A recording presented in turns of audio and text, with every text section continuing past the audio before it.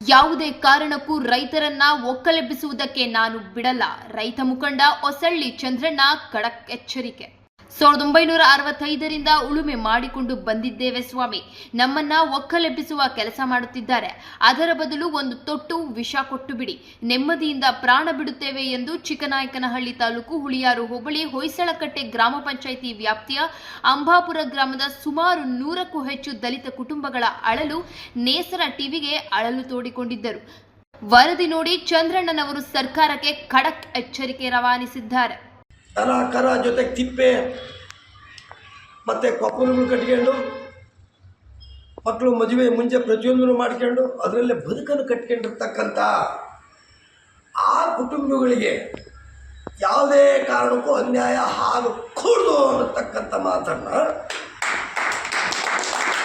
ನಾನು ತಾಲ್ಲೂಕು ಆಡಳಿತ ಮತ್ತು ಜಿಲ್ಲಾ ಆಡಳಿತಕ್ಕೆ ಖಡಕ್ ಸಂದೇಶವನ್ನು ನೀಡ್ತಾ ಇದ್ದೀನಿ. ಮತ್ತು ನಮ್ಮ ರೈತ ಸಂಘ ಯಾವತ್ತೂ ಆ ನೊಂದಂಥ ದಲಿತ ಕುಟುಂಬಗಳಿಗೆ ಯಾವ ಸಂದರ್ಭದಲ್ಲೂ ಸಹ ಅವರು ಸಹಕಾರಕ್ಕೆ ಇರ್ತೀವಿ ಅನ್ನತಕ್ಕಂಥ ಮಾತನ್ನು ಹೇಳ್ತಾ,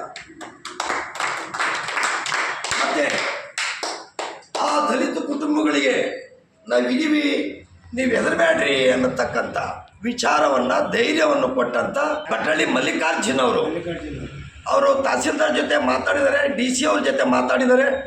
ನಾನು ಯಾವುದೇ ಅಧಿಕಾರಿಗಳ ಹತ್ರ ನಾನು ಮಾತಾಡಿಲ್ಲ.